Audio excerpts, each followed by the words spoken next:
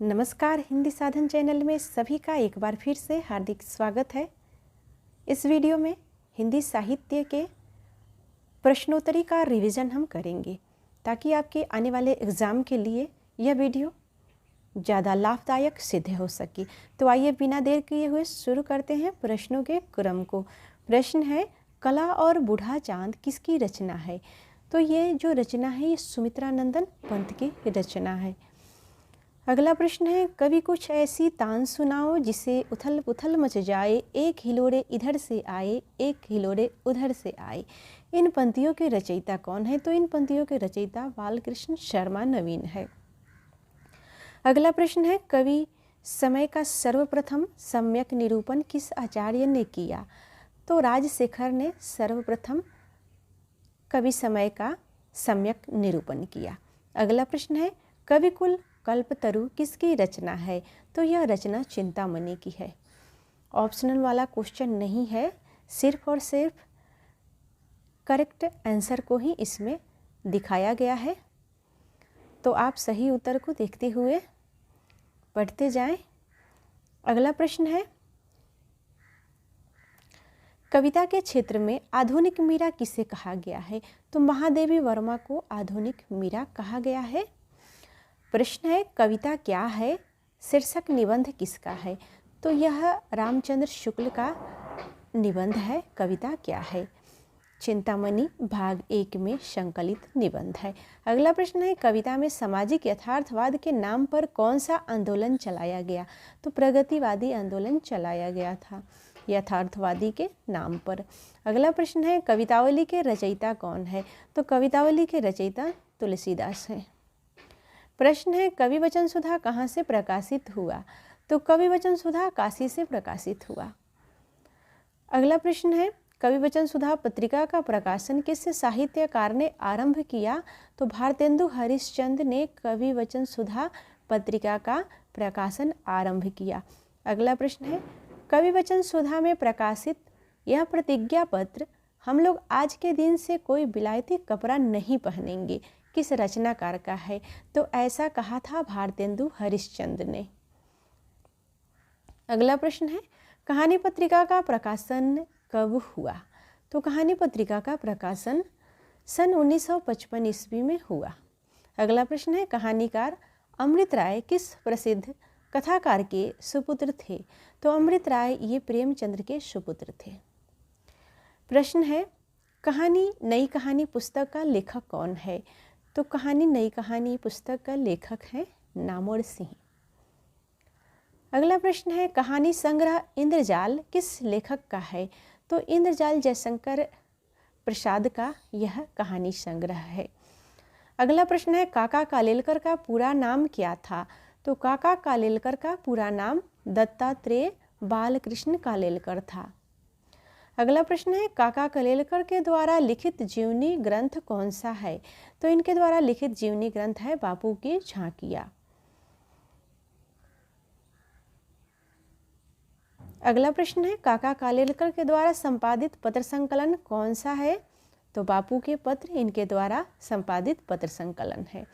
अगला प्रश्न है, काबा और करबला किसकी रचना है? तो ये मैथिली शरण गुप्त की रचना है, काबा और करबला।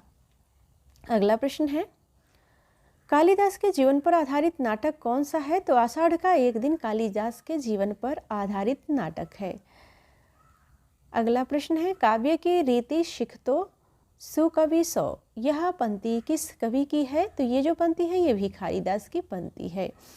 अगला प्रश्न है, काव्य में अभिव्यंजनावाद पुस्तक किसने लिखी? तो लक्ष्मी नारायण सुधांशु ने काव्य में अभिव्यंजनावाद नामक पुस्तक को लिखा। अगला प्रश्न है, काव्य निर्णय ग्रंथ किस कवि का है? तो यह ग्रंथ भिखारीदास का है। प्रश्न है, काव्य मीमांसा की रचना किसने की है? तो काव्य मीमांसा की रचना राजशेखर ने की है। अगला प्रश्न है, काव्य शास्त्र का प्रथम आचार्य किसे माना जाता है? तो भरत मुनि को काव्य शास्त्र का प्रथम आचार्य माना जाता है। अगला प्रश्न है, काव्य शास्त्र के संप्रदायों में परंपरा से कौन सा संप्रदाय सबसे प्राचीन माना जाता है? तो रस संप्रदाय सबसे प्राचीन माना गया है काव्य शास्त्र में। अगला प्रश्न है काशी नागरी प्रचारणी सभा द्वारा हिंदी साहित्य का बृहत इतिहास कितने खंडों में प्रकाशित किया गया? तो 18 खंडों में हिंदी साहित्य का बृहत इतिहास प्रकाशित किया गया था। प्रश्न है काशी सार्वजनिक सभा तथा कविता वर्धिनी संस्थाओं की स्थापना किसने की? तो भारतेंदु ने काशी सार्वजनिक सभा तथा कविता वर्धिनी संस्थाओं की स्थापना की। अगला प्रश्न है काशी से प्रकाशित किस मासिक पत्रिका में जयशंकर प्रसाद की कहानियाँ नियमित रूप से प्रकाशित होती थी? तो जयशंकर प्रसाद की कहानियाँ नियमित रूप से हिंदी गल्पमाला में प्रकाशित होती थी। अगला प्रश्न है किन्नर देश में यात्रावृत्त किसका है? तो यह राहुल सांकृत्यायन का यात्रावृत्त है, किन्नर देश में यात्रावृत्त। अगला प्रश्न है किस आचार्य की गणना वैष्णव भक्ति के प्रतिष्ठापक आचार्यों में नहीं की जाती है? तो हरिदास निरंजनी की प्रतिष्ठापना वैष्णव आचार्यों में नहीं की जाती है। अगला प्रश्न है किस आलोचक ने भक्ति काल को बीजवपन काल नाम से अभिहित किया? तो महावीर प्रसाद द्विवेदी ने आदिकाल को बीजवपन काल नाम से अभिहित किया। अगला प्रश्न है किस आलोचक ने बालकृष्ण भट्ट और प्रताप नारायण मिश्र को हिंदी का स्टील और एडिशन कहा है? तो रामचंद्र शुक्ल ने बालकृष्ण भट्ट और प्रताप नारायण मिश्र को हिंदी का स्टील और एडिशन कहा है। अगला प्रश्न है किस उपन्यास को पूरा करने के पूर्व ही प्रेमचंद्र का निधन हो गया? तो प्रेमचंद्र का निधन मंगलसूत्र उपन्यास को पूर्ण करने से पहले ही हो गया। तो मंगलसूत्र इनके द्वारा लिखा अधूरा उपन्यास है। अगला प्रश्न है किस उपन्यास को राजेंद्र यादव और मन्नू भंडारी ने मिलकर लिखा है? तो 1 इंच मुस्कान नामक उपन्यास को राजेंद्र यादव और मन्नू भंडारी ने मिलकर लिखा है। अगला प्रश्न है किस उपन्यास में अलिफ लैला और पंचतंत्र के ढंग पर लिखी गई 7 अलग अलग कहानियाँ किस्सा गोई के व्यक्तित्व से जुड़कर उपन्यास बन जाती है? तो सूरज का 7वां घोड़ा जो कि धर्मवीर भारती का लिखा गया उपन्यास है। अगला प्रश्न है किस उपन्यास में मिथिला की विशिष्ट भंगिमा है? तो वह उपन्यास है बाबा बटेश्वर नाथ। अगला प्रश्न है किस उपन्यास में यात्रीशाला में ठहरे हुए यात्रियों की एक रात की जिंदगी का वर्णन है? तो सोया हुआ जल नामक यह उपन्यास है जिसमें यात्रियों के एक रात के ठहरे हुए जो समय था उसी का वर्णन किया गया है। अगला प्रश्न है किस उपन्यास में व्यक्ति के मन की शंकाओं, उलझनों और गुत्थियों का चित्रण है? तो परख यह जैनेन्द्र कुमार का उपन्यास है। इसमें व्यक्ति के मन की शंका, उलझन और गुत्थियों का चित्रण किया गया है। प्रश्न है किस कथाकार की पत्नी ने भी कहानियाँ लिखी? तो प्रेमचंद्र की पत्नी भी कहानियाँ लिखी। अगला प्रश्न है किस कथाकार को हिंदी का शरद कहा गया? तो जैनेन्द्र कुमार को हिंदी का शरद कहा गया। अगला प्रश्न है किस कवयित्री को हिंदी के विशाल मंदिर की वीणा पानी कहा गया? तो महादेवी वर्मा को हिंदी के विशाल मंदिर की वीणा पानी कहा गया है। अगला प्रश्न है किस कवि की कविता को हृदय वेधकता को लक्ष्य करके उसे नावक की तीर कहा गया है? तो बिहारी की कविता को नावक का तीर कहा गया है। अगला प्रश्न है किस कवि को आधुनिक हिंदी साहित्य का बापू कहा गया है? तो सियाराम शरण गुप्त को आधुनिक हिंदी साहित्य का बापू कहा गया है। अगला प्रश्न है किस कवि को एक भारतीय आत्मा कहा गया है? तो माखनलाल चतुर्वेदी को एक भारतीय आत्मा कहा गया है। प्रश्न है किस कवि को ब्रज कोकिल कहा जाता है? तो सत्य नारायण कविरत्न को ब्रज कोकिल कहा जाता है और विद्यापति को क्या कहा जाता है? आप कमेंट के माध्यम से अवश्य ही बताएं। अगला प्रश्न है, किस कवि को राष्ट्र कवि की उपाधि से विभूषित किया गया? तो मैथिली शरण गुप्त को राष्ट्र कवि की उपाधि से विभूषित किया गया है। प्रश्न है, किस कवि को सहजता का कवि कहा जाता है? तो भवानी प्रसाद मिश्र को सहजता का कवि कहा जाता है। अगला प्रश्न है, किस कवि ने गांव-गांव, घर-घर घूमकर, रात-रात भर घरों के पिछवाड़े बैठकर सोहर और विवाह के गीतों को चुन-चुन कर उसने कविता कौमुदी का संकलन तैयार किया? तो रामनरेश त्रिपाठी ये ऐसे कवि थे कि जिन्होंने गांव-गांव घूमकर और रात-रात भर लोगों के पिछवाड़े में बैठकर, घर के पीछे का जो पार्ट या जो ज़मीन होता था, ऐसे गाँव में होता है, शहरों में तो बहुत गिने चुने ही मिलते हैं, सीमित ज़मीन होता है। तो ये जो लेखक थे रामनरेश त्रिपाठी, तो ये घर के और या घर के पिछवाड़े बैठकर महिलाएं के द्वारा गाए हुए गीतों को बड़े चाव से सुनते थे और उन्हीं गीतों को इन्होंने चुन चुन कर उससे कविता कौमुदी नामक इसने अपनी रचना को संकलित किया इन्होंने। तो इस प्रकार से रामनरेश त्रिपाठी हो जाएगा सही उत्तर। अगला प्रश्न है कि इस कवि ने घोषणा की जागृत युग के स्वप्न फूलों से नहीं चिनगारियों से सजाए जाते हैं, ऐसा किसने कहा है? तो रामधारी सिंह दिनकर घोषणा की जागृत युग के स्वप्न फूलों से नहीं चिनगारियों से सजाए जाते हैं। अगला प्रश्न है, किस कवि ने मैंने में मैं शैली अपनाई? तो मैंने मैं शैली अपनाई ये कहने वाले कवि सूर्यकांत त्रिपाठी निराला है। अगला प्रश्न है, किस कवि ने मैथिली शरण गुप्त के सामने स्वयं को महज डिप्टी राष्ट्र कवि माना है? तो रामधारी सिंह दिनकर जो स्वयं को महज डिप्टी कवि माना है। अगला प्रश्न है, किस कवि ने स्वयं को छायावाद की ठीक पीठ पर आने वाला माना है? तो रामधारी सिंह दिनकर ने छायावाद की ठीक पीठ पर आने वाला कवि खुद को माना है। प्रश्न है, किस कहानीकार की कहानियाँ गहन मनोवैज्ञानिक पकड़ के लिए विख्यात है? तो इलाचंद्र जोशी की कहानियाँ गहन मनोवैज्ञानिक पकड़ के लिए विख्यात है। अगला प्रश्न है, किस कहानीकार ने अपनी कहानियाँ में मुख्यतः व्यक्तियों के आत्मसंघर्ष का चित्रण किया है? तो अज्ञे ने अपनी कहानियों में मुख्यतः व्यक्ति के आत्मसंघर्ष का चित्रण किया है। प्रश्न है, किस कहानीकार ने कहानी को गमले में लगा फूल का पौधा बताया है? तो ऐसा बताने वाले मुंशी प्रेमचंद हैं।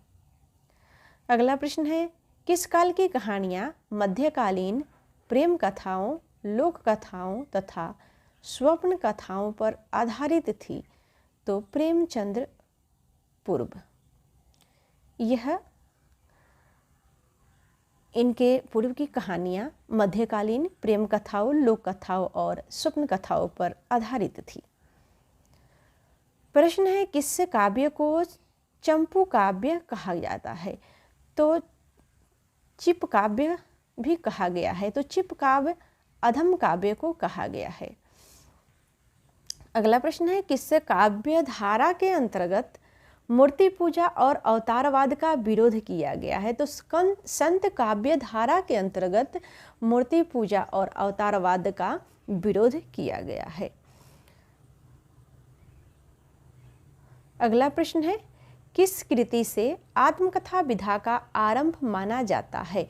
तो अर्धकथानक नामक कृति से आत्मकथा का विधा का आरंभ माना जाता है और इस अर्धकथानक के लेखक हैं बनारसी दास जैन और ये ब्रज भाषा में लिखा गया आत्मकथा है।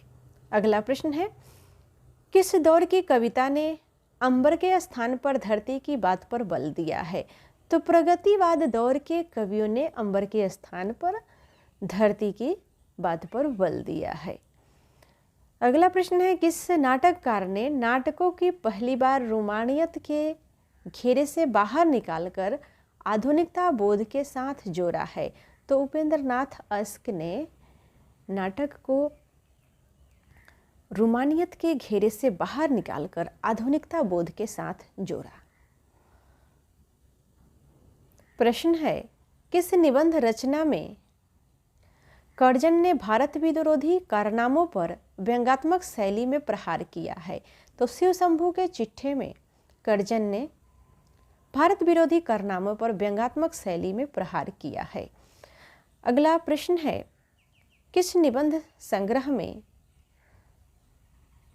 समीक्षात्मक निबंध संकलित है? तो आस्था के चरण निबंध संग्रह में समीक्षात्मक निबंध संकलित है। अगला प्रश्न है, किस पत्र ने हिंदी के पहले व्यंग्य के रूप में लोकप्रियता प्राप्त की? तो मतवाला पत्र यह हिंदी के पहले व्यंग्य पत्र के रूप में लोकप्रियता प्राप्त किया। प्रश्न है,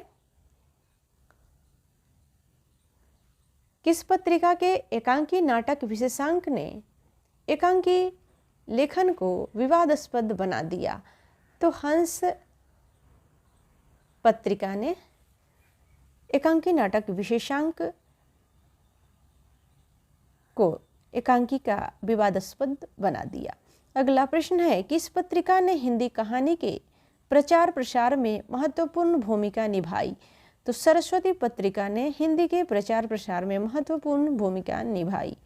प्रश्न है कि किस पत्रिका में हम इनसे मिले थे शीर्षक अस्थाई स्तंभ के अंतर्गत साक्षात्कार प्रकाशित हुआ? तो नई धारा इस पत्रिका में अस्थाई स्तंभ के अंतर्गत साक्षात्कार प्रकाशित हुए। प्रश्न है, किस पश्चात आलोचक ने काव्य के मनोवैज्ञानिक मूल्य का सिद्धांत प्रस्तुत किया? तो I.S. रिचर्ड ने काव्य में मनोवैज्ञानिक मूल सिद्धांत को प्रस्तुत किया।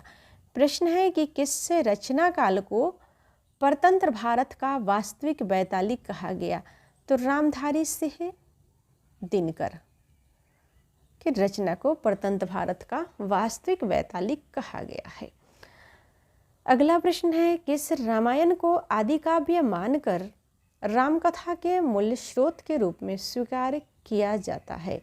तो वाल्मीकि रामायण को आदि काव्य मानकर रामकथा के मूल स्रोतों के रूप में स्वीकार किया जाता है। प्रश्न है,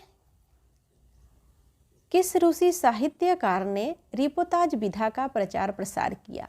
तो इलिया एहरेनबुर्ग ने रिपोर्ताज विधा का प्रचार प्रसार किया। प्रश्न है, किस शताब्दी को हिंदी का प्रचार युग कहा जाता है? तो 19वीं शताब्दी को हिंदी का प्रचार युग कहा जाता है। अगला प्रश्न है, किस संप्रदाय में कृष्ण के वाम अंग में राधा के साथ कृष्ण की उपासना का विधान है? तो निम्बार्क संप्रदाय में राधा के कृष्ण के वाम अंग में राधा की उपासना का विधान है। अगला प्रश्न है, किस संस्कृत काव्य में पहले कृष्ण कलाओं का उल्लेख मिलता है? तो ब्रह्मचरित्र में कृष्ण कलाओं का उल्लेख मिलता है। प्रश्न है, किसके नवीन छंद को देखकर रबर छंद कहकर मजाक उड़ाया गया? तो निराला के नवीन छंद को देखकर रबर छंद कहकर मजाक उड़ाया गया। अगला प्रश्न है, किसने धर्मयुग का संपादन किया? तो धर्मयुग का संपादन धर्मवीर भारती ने किया। अगला प्रश्न है, किसने प्रथम बार भारत भारती सम्मान प्रदान किया गया? तो महादेवी वर्मा को सबसे प्रथम बार भारत भारती सम्मान प्रदान किया गया। अगला प्रश्न है, कृतिलता और कृतिपताका किस कवि की रचना है? तो यह विद्यापति की रचना है। प्रश्न है, कुंदन को रंग फीको लागे किसकी पंक्ति है? तो यह पंक्ति मतीराम की है। अगला प्रश्न है, कुंवर नारायण को उनकी किस कृति पर व्यास सम्मान प्रदान किया गया? तो कुंवर नारायण की कृति कोई दूसरा नहीं, इस पर इन्हें व्यास सम्मान प्रदान किया गया। अगला प्रश्न है कुकुरमुता किसकी रचना है? तो कुकुरमुता यह निराला की लंबी कविता है। अगला प्रश्न है कुरुक्षेत्र किसकी रचना है? तो कुरुक्षेत्र यह रामधारी सिंह दिनकर की रचना है। प्रश्न है कुल्ली भाट किसकी रचना है? तो यह निराला की रचना है। अगला प्रश्न है कुसुम कुमारी उपन्यास किसने लिखा था? तो कुसुम कुमारी उपन्यास देवकी नंदन खत्री ने लिखा था। इनका चंद्रकांता उपन्यास भी बहुत ही मशहूर और प्रसिद्ध रहा। प्रश्न है कृष्ण काव्य की अपार संपदा किस भाषा में है? तो ब्रज भाषा में कृष्ण काव्य की अपार संपदा का भंडार आपको मिलेगा। प्रश्न है कृष्ण की आत्मकथा उपन्यास का लेखक कौन है? तो इस उपन्यास के लेखक हैं मन्नू शर्मा। प्रश्न है कृष्ण के सरस क्रीड़ाओं का वर्णन करने वाले प्रख्यात ग्रंथ कौन सा है? तो गीत गोविंद, जिसमें कृष्ण की सरस क्रीड़ाओं का वर्णन है। अगला प्रश्न है कृष्ण गीतावली का रचयिता कौन है? तो कृष्ण गीतावली का रचयिता तुलसीदास है। प्रश्न है कृष्ण बिहारी मिश्र ने अपनी पुस्तक देव और विहारी में आलोचना की कौन सी पद्धति अपनाई है? तो इन्होंने तुलनात्मक पद्धति को अपनाई है। प्रश्न है कृष्णार्जुन युद्ध नाटक किसने लिखा है? तो माखनलाल चतुर्वेदी का यह नाटक है कृष्णार्जुन युद्ध। प्रश्न है केशवदास की किस रचना की गणना लक्षणा ग्रंथ के अंतर्गत की जाती है? तो कवि प्रिया की गणना लक्षणा ग्रंथ के अंतर्गत की जाती है।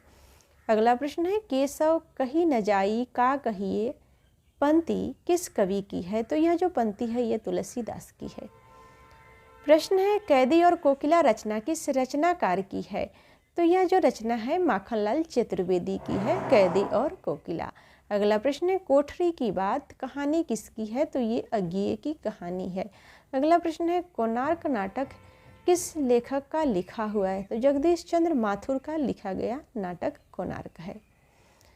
अगला प्रश्न है कौशल केसरी की संज्ञा से किस नाटककार को विभूषित किया गया है? तो सेठ गोविंद दास को कौशल केसरी की संज्ञा से विभूषित किया गया है। अगला प्रश्न है स्टोरी का अनुकरण है। तो स्टोरी का अनुकरण कहानी है। प्रश्न है कौन से कवि अपनी घुमक्करी प्रवृत्ति के लिए प्रसिद्ध है? तो घुमक्करी प्रवृत्ति के लिए प्रसिद्ध राहुल संकृत्यायन है। प्रश्न है क्या भूलूं क्या याद करूं में किस रचनाकार की आत्मकथा वर्णित है? तो हरिवंश राय बच्चन की क्या भूलूं क्या याद करूं में इनके आत्मकथा का वर्णन है। यह आत्मकथा 4 खंडों में विभक्त है। अगला प्रश्न है क्रोचे के अभिव्यंजनावाद की तुलना भारतीय काव्य शास्त्र के किस सिद्धांत से की गई है? तो वक्रोक्ति सिद्धांत से क्रोचे की अभिव्यंजनावाद की तुलना की गई है। प्रश्न है क्रोचे के अभिव्यंजनावाद को किस आलोचक ने भारतीय वक्रोक्तिवाद का विलायती उत्थान माना है? तो रामचंद्र शुक्ल ने। प्रश्न है क्वासी किसकी रचना है? तो यह बालकृष्ण शर्मा नवीन की रचना है। प्रश्न है खरी बोली का दूसरा नाम क्या है? तो खरी बोली का दूसरा नाम है कौरवी। अगला प्रश्न है खरी बोली का प्रयोग साहित्यिक हिंदी खरी बोली के अर्थ के अतिरिक्त किस अर्थ में होता है? तो दिल्ली मेरठ के आसपास की लोक बोली के अर्थ में खरी बोली का साहित्यिक प्रयोग होता है। अगला प्रश्न है खरी बोली निबंधों के भीतर से अवधी वैश्वारी ब्रजभाषा के माधुर्य की झलक किस युग के निबंधों में मिलती है? तो भारतेंदु युग के निबंधों में खरी बोली के भीतर में अवधी वैश्वारी और ब्रजभाषा के माधुर्य की झलक मिलती है। प्रश्न है खरी बोली हिंदी का प्रथम महाकाव्य किसे माना गया है? तो प्रिय प्रवास को खरी बोली हिंदी का प्रथम महाकाव्य माना गया है। यह 17 सर्ग में है और इसके लेखक अयोध्या सिंह उपाध्याय हरिऔध है। अगला प्रश्न है खरी बोली हिंदी का साहित्यिक रूप किस शताब्दी में विकसित हुआ?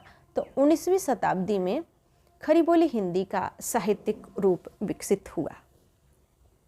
अगला प्रश्न है, खींचो न कमानों को न तलवार निकालो, जब तोप मुकाबिल हो तो अखबार निकालो। यह पंक्ति किस पत्र के दूसरे पृष्ठ पर छपती थी? तो यह पंक्ति मतवाला पत्र के दूसरे पृष्ठ पर छपती थी। अगला प्रश्न है, खुल गए छंद के बंद किसकी पंक्ति है? तो ये जो पंक्ति है सुमित्रा नंदन पंत की पंक्ति है। अगला प्रश्न है, गणेश शंकर विद्यार्थी ने किस पत्र का संपादन किया? तो गणेश शंकर विद्यार्थी इन्होंने प्रताप पत्र का संपादन किया।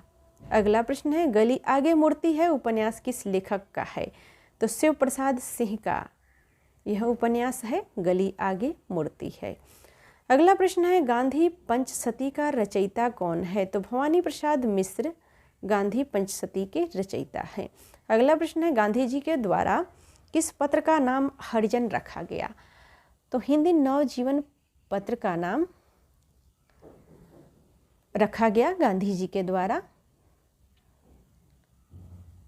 अगला प्रश्न है, गांधी जी के द्वारा संपादित किस साप्ताहिक समाचार पत्र का गुजराती संस्करण नवजीवन नाम से प्रकाशित किया गया? तो यंग इंडिया को गांधी के द्वारा साप्ताहिक जो हिंदी साप्ताहिक समाचार पत्र था जिसमें गुजराती संस्करण और नवजीवन के नाम से प्रकाशित किया गया वह पत्रिका थी यंग इंडिया।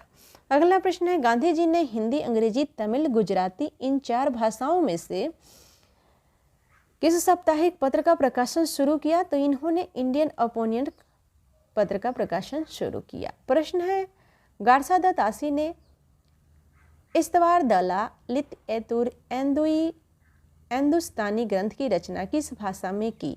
तो इन्होंने फ्रेंच भाषा में इस्तवार दला लितेतुर एंदुई हिंदुस्तानी ग्रंथ की रचना की। अगला प्रश्न है,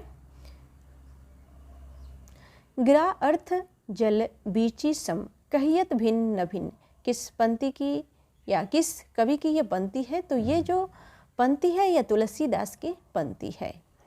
प्रश्न है, गीत फरोश किसकी रचना है? तो भवानी प्रसाद मिश्र की रचना गीत फरोश है। अगला प्रश्न है, गुल की बन्नो कहानी का लेखक कौन है? तो धर्मवीर भारती गुल की बन्नो कहानी के लेखक हैं।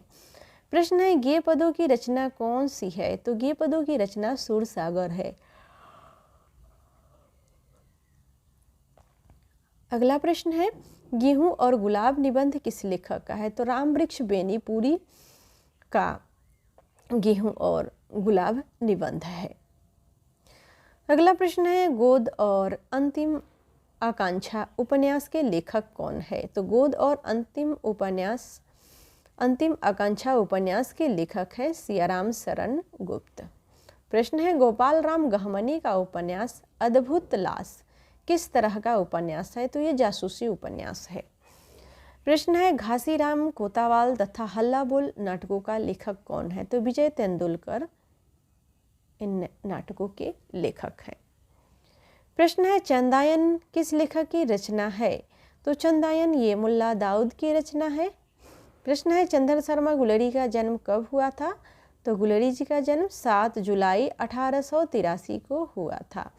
अगला प्रश्न है, चंद्र शर्मा गुलेरी की किस कहानी को कहानी कला की दृष्टि से मील का पत्थर माना गया? तो इनकी कहानी है उसने कहा था, इससे कहानी कला की दृष्टि से मील का पत्थर माना गया। अगला प्रश्न है,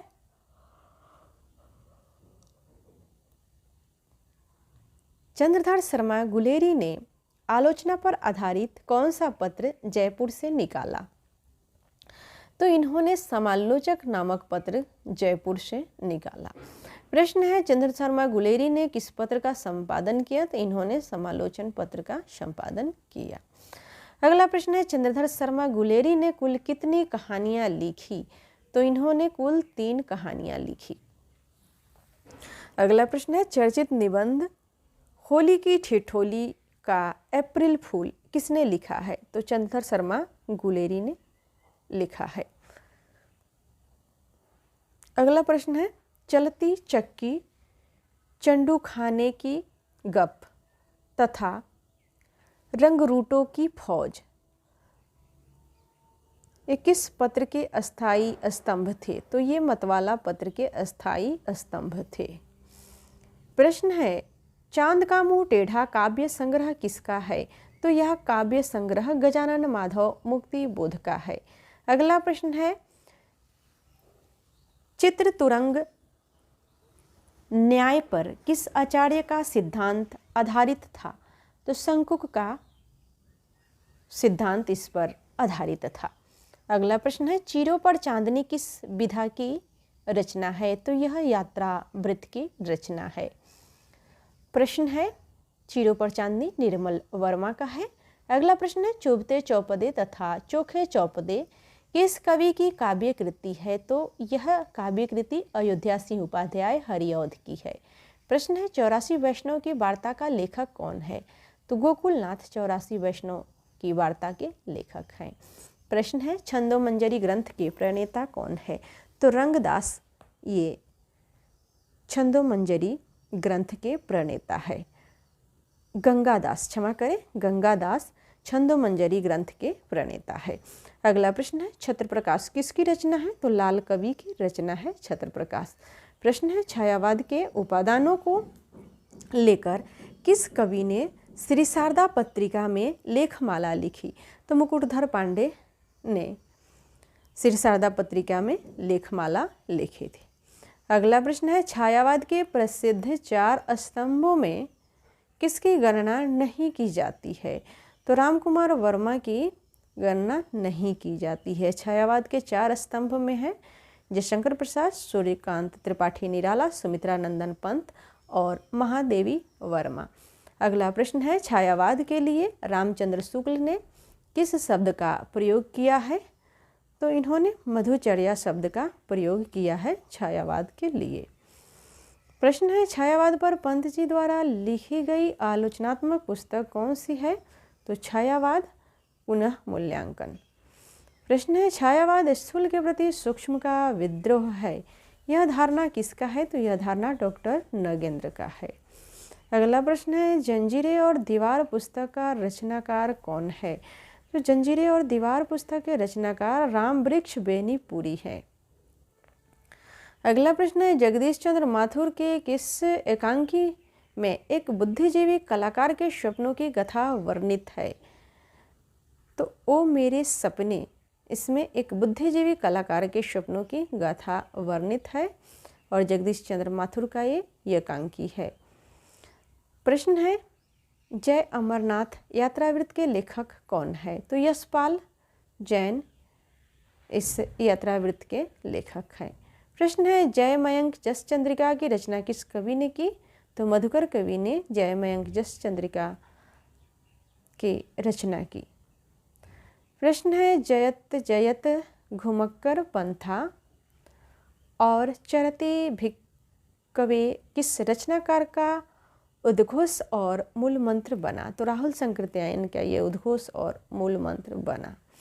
प्रश्न है जयशंकर प्रसाद का उपन्यास तितली किस पत्र में धारावाहिक रूप में छपा? तो जागरण पत्र में तितली उपन्यास धारावाहिक रूप में प्रकाशित हुआ। अगला प्रश्न है जयशंकर प्रसाद का कौन सा उपन्यास अपूर्ण है? तो जयशंकर प्रसाद का इरावती उपन्यास अपूर्ण है और प्रेमचंद्र का मंगलसूत्र उपन्यास अपूर्ण है, जिसको हमने अब से थोड़ी देर पहले पढ़ा। तो अपूर्ण उपन्यासों को भी आपको याद रखना है। प्रश्न है जयशंकर प्रसाद का कौन सा नाटक समस्या नाटक के रूप में महत्वपूर्ण है? तो ध्रुव स्वामी नाटक समस्या नाटक के रूप में महत्वपूर्ण है। अगला प्रश्न है जयशंकर प्रसाद की कहानी संग्रह पहले किस पत्रिका में प्रकाशित हुई थी? तो इनका कहानी संग्रह पहले इंदु पत्रिका में प्रकाशित हुई थी। अगला प्रश्न है जयशंकर प्रसाद की किस कृति को छायावाद की प्रथम प्रयोगशाला कहा गया है? तो झरना ये कृति है जो इनको छायावाद की प्रथम प्रयोगशाला कहा गया है। अगला प्रश्न है जयशंकर प्रसाद की पहली कहानी कौन सी है? तो इनकी पहली कहानी ग्राम है। अगला प्रश्न है जयशंकर प्रसाद के किस नाटक में नारी मोक्ष के प्रश्न का उत्तर मिलता है? तो ध्रुव स्वामी नाटक में नारी मोक्ष के प्रश्न का उत्तर मिलता है।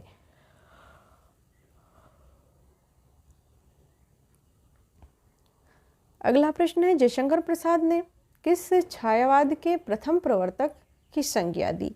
तो जयशंकर प्रसाद मुकुटधर पांडे को छायावाद के प्रथम प्रवर्तक की संज्ञा इन्होंने दी। किसको? मुकुटधर पांडे को। किसने?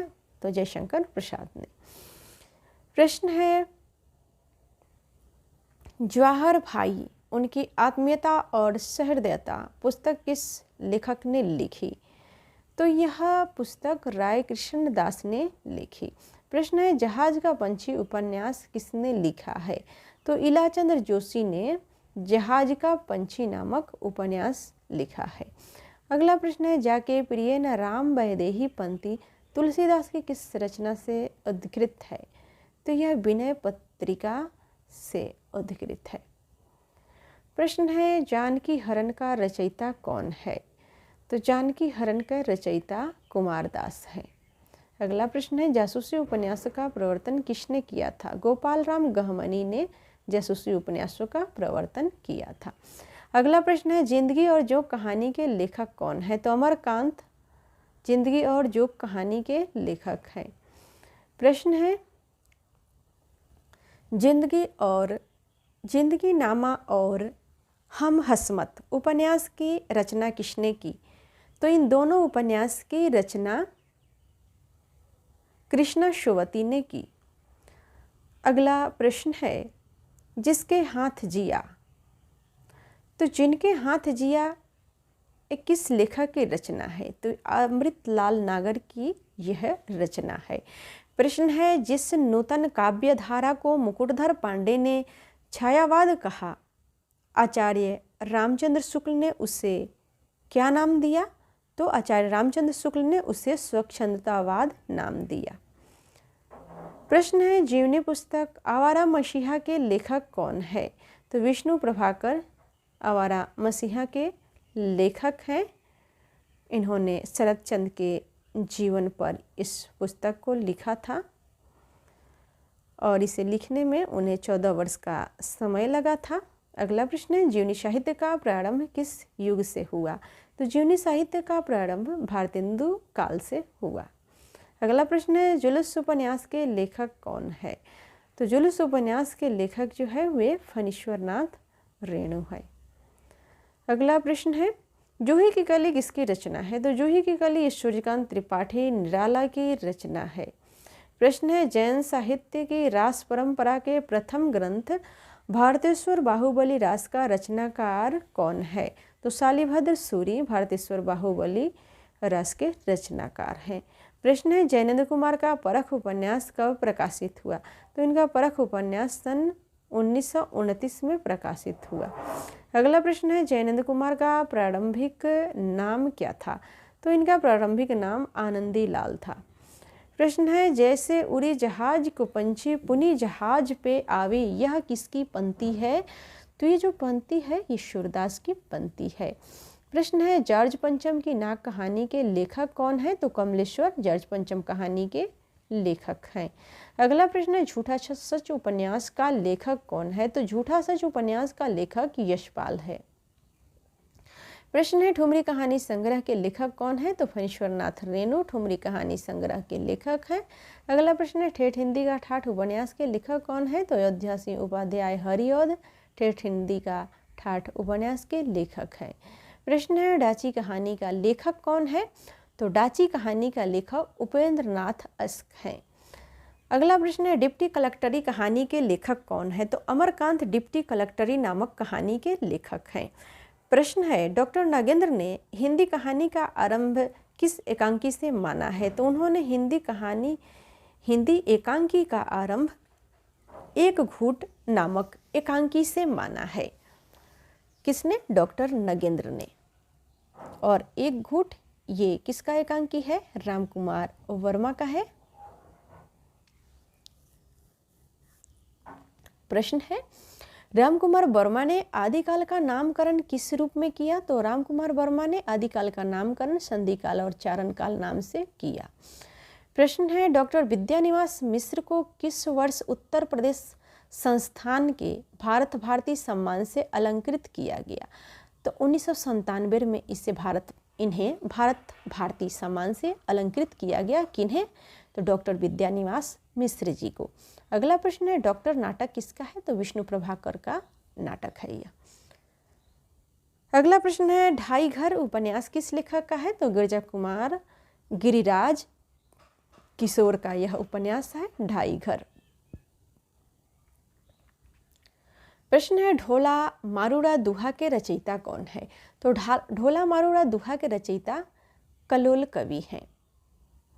प्रश्न है तन के 100 सुख 100 सुविधा में मेरा मन बनवास दिया सा, यह काव्य पंक्ति किसकी है? तो हरिवंशराय बच्चन की यह काव्य पंक्ति है। प्रश्न है तमिल तेलुगु कन्नड़ मलयालम भाषाएं किस भाषा परिवार से संबद्ध है? तो यह द्रविड़ परिवार से संबंधित सभी भाषाएं हैं। प्रश्न है ताई कहानी के लेखक कौन है? तो विश्वंबर नाथ शर्मा कौशिक ताई नामक कहानी के लेखक हैं। प्रश्न है ताप के ताए हुए दिन किसकी रचना है? तो ताप के ताए हुए दिन त्रिलोचन की रचना है। अगला प्रश्न है जो है तार सप्तक का प्रकाशन वर्ष क्या है? तो तार सप्तक का प्रकाशन वर्ष सन 1943 ईस्वी है। अगला प्रश्न है तार सप्तक की श्रृंखला के किस कवि ने कविता के जरिए पुराने उपमानों के लिए यह घोषणा की कि ये उपमान अब मैले हो गए हैं? तो अज्ञे ने यह घोषणा की कि ये उपमान अब मैले हो गए हैं। प्रश्न है तिलिस्मी उपन्यासों की परंपरा की शुरुआत किसने की? तो तिलिस्मी उपन्यास की परंपरा की शुरुआत देवकीनंदन खत्री ने की। अगला प्रश्न है तीन निगाहों की एक तस्वीर कहानी संग्रह किसका है? तो मनु भंडारी का यह कहानी संग्रह है तीन निगाहों की एक तस्वीर। अगला प्रश्न है 30 दिन माल विजय जी के साथ किसकी रचना है? तो राम नरेश त्रिपाठी की रचना है। प्रश्न है तीसरी कसम फिल्म की कहानी किस लेखक ने लिखी थी? तो फणीश्वर नाथ रेणु ने तीसरी कसम फिल्म की कहानी लिखी थी। प्रश्न है तुम बहन कर सको जनमन में मेरे विचार, वाणी मेरी चाहिए तुम्हें क्या अलंकार। उपयुक्त पंक्ति किसकी है? तो ये जो पंक्ति है सुमित्रानंदन पंत की है। प्रश्न तुलसीदास की भक्ति किस प्रकार की है? तो तुलसीदास की भक्ति दास्य भाव की है और मीराबाई की भक्ति माधुर्य भाव की। प्रश्न है तुलसीदास कृत विनय पत्रिका की रचना किस भाषा में की गई? तो विनय पत्रिका ब्रज भाषा में लिखा गया है। प्रश्न है थियोसॉफिकल सोसाइटी की स्थापना कब हुई? तो सन 1875 में थियोसॉफिकल सोसाइटी की स्थापना हुई थी। अगला प्रश्न है दंगों में मची मारकाट आगजनी लूटपाट के परिणाम स्वरूप फैली दहशत और आतंक का चित्रण भीष्म शाहनी के किस उपन्यास में हुआ है? तो अमृतसर आ गया उपन्यास में दंगों के से मची मारकाट और लूटपाट के जैसा आतंक का चित्रण किया गया है। प्रश्न है the modern vernacular literature of Hindustan के लेखक कौन है? तो जॉर्ज ग्रियर्सन इस पुस्तक के लेखक हैं। अगला प्रश्न है दक्षिण भारत की प्रमुख हिंदी संस्था कौन सी है? तो दक्षिण भारत की प्रमुख हिंदी संस्था दक्षिण भारत हिंदी सभा प्रचार। प्रश्न है दक्षिण भारत हिंदी प्रचार सभा का केंद्रीय कार्यालय कहाँ है? तो चेन्नई में हिंदी प्रचार सभा का केंद्रीय कार्यालय है। प्रश्न है दक्षिण भारत किस प्रचार सभा के संस्थापक कौन है? तो दक्षिण भारत का जो हिंदी प्रचार सभा के संस्थापक थे वे थे महात्मा गांधी। प्रश्न है 10 द्वार के सोपान तक किसकी आत्मकथा कृति है? तो हरिवंशराय बच्चन की आत्मकथात्मक कृति है। प्रश्न है 10वीं से 14वीं शताब्दी का काल जिसे हिंदी का आदिकाल कहते हैं भाषा की दृष्टि से अपभ्रंश का ही बढ़ावा है, यह कथन किस लेखक का है? तो यह जो कथन है यह हजारी प्रसाद द्विवेदी का है। अगला प्रश्न है, दामोदर शर्मा द्वारा लिखित उक्ति व्यक्ति प्रकरण किस प्रकार का ग्रंथ है? तो यह व्याकरण ग्रंथ है। प्रश्न है, दिलोदानिश उपन्यास किसने लिखा है? तो कृष्णा सोबती ने दिलोदानिश उपन्यास लिखा है। प्रश्न है, हिंदी में कौन सा विश्व हिंदी सम्मेलन हुआ था? क्षमा करें, दिल्ली में कौन सा विश्व हिंदी सम्मेलन हुआ था? तो दिल्ली में तृतीय विश्व हिंदी सम्मेलन हुआ था। अगला प्रश्न है, दुख सबको मांझता है किस कवि का कथन है? तो ये अज्ञे का कथन है। प्रश्न है, दुखवा मैं कासो कहूँ मोरी सजनी कहानी किसने लिखी है?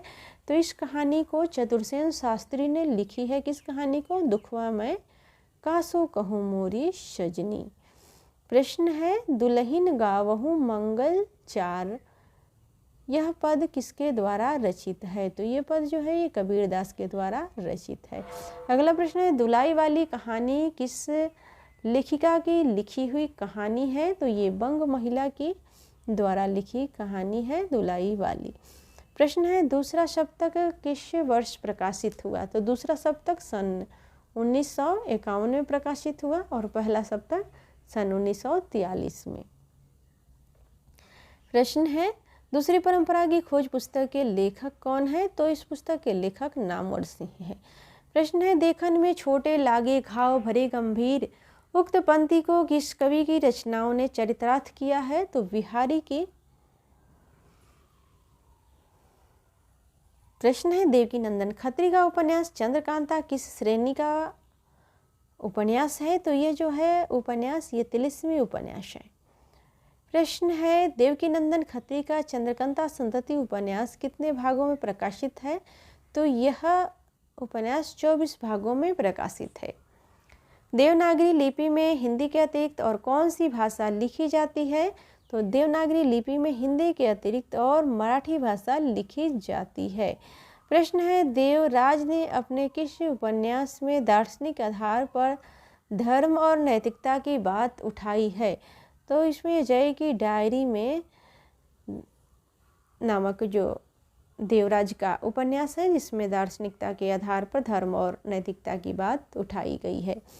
प्रश्न है, देश के बंटवारे की त्रासदी पर आधारित कहानी कौन सी है? तो सिक्का बदल गया, यह देश के बंटवारे पर आधारित कहानी है। प्रश्न है, देहाती दुनिया कैसा उपन्यास है? तो ये आंचलिक उपन्यास है। अगला प्रश्न है, दो बाके कहानी किसकी है? तो दो बाके कहानी ये भगवती चरण वर्मा की कहानी है। प्रश्न है, दो भागों में प्रकाशित चिट्ठी पत्रों में किस रचनाकार के पत्र संग्रहित हैं? तो प्रेमचंद्र के पत्र संग्रहित हैं।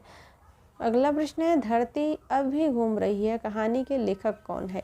तो विष्णु प्रभाकर इस कहानी के लेखक हैं। प्रश्न है, धर्मवीर भारती का उपन्यास सूरज का सातवां घोड़ा किस श्रेणी में रखा गया है? तो ये प्रयोगशील श्रेणी में रखा गया है धर्मवीर भारती का उपन्यास सूरज का सातवां घोड़ा। अगला जो प्रश्न है वह है, धर्मवीर भारती का गुनाहों का देवता किस कारण लोकप्रिय हुआ? तो यह जो रचना है धर्मवीर भारती का गुनाहों का देवता ये भावुकता तथा रोमानियत के कारण लोकप्रिय हुआ। प्रश्न है, धर्मवीर भारती को किस कृति पर व्यास सम्मान दिया गया? तो उनकी सपना अभी भी कृति पर व्यास सम्मान दिया गया। प्रश्न है, धूमिल का वास्तविक नाम क्या था? तो धूमिल का वास्तविक नाम सुदामा पांडे था। प्रश्न है, धोखा बात भौं ये निबंधों की रचना किसने की? तो प्रताप नारायण मिश्र ने इस निबंध की रचना की। अगला प्रश्न है, ध्वनियालोक की रचना किसने की? तो आनंद वर्धन ने ध्वनियालोक की रचना की। अगला प्रश्न है, नई कविता और अस्तित्ववाद पुस्तक के लेखक कौन है? तो रामविलास शर्मा। प्रश्न है, नई कविता के प्रतिमान पुस्तक के लेखक कौन है? तो लक्ष्मीकांत वर्मा है। प्रश्न है, नई कविता नामकरण का श्रेय किसे दिया जाता है? तो अज्ञेय को नई कविता नामकरण का श्रेय दिया जाता है। अगला प्रश्न है, नई कविता पत्रिका कहाँ से प्रकाशित हुई थी? तो नई कविता पत्रिका जो है यह इलाहाबाद से प्रकाशित हुई थी। अगला प्रश्न है नई कविता पत्रिका का प्रकाशन किस वर्ष शुरू हुआ? तो सन 1954 में शुरू हुआ। प्रश्न है नई कहानी आंदोलन के दौर में उपेंद्र नाथ अश्क के द्वारा संपादित किस संकलन में 10 नए कथाकारों की चुनी हुई कहानियाँ संकलित है? तो इसमें संकेत में संकलित है। अगला प्रश्न है नई कहानी की भूमिका पुस्तक के लेखक कौन है? तो देवी शंकर अवस्थी नई कहानी की भूमिका पुस्तक के लेखक हैं। अगला प्रश्न है नई कहानी की शुरुआत लगभग कब से मानी जाती है? तो नई कहानी की शुरुआत लगभग 1950 ईस्वी से मानी जाती है। अगला प्रश्न है नई कहानी के बाद के समग्र आंदोलनों को कौन सा एक नाम दिया जा सकता है? तो इन्हें समकालीन कहानी नाम दिया जा सकता है। अगला प्रश्न है नट जनजाति का चित्रण करने वाला उपन्यास कौन सा है? तो यह है कब तक पुकारूं।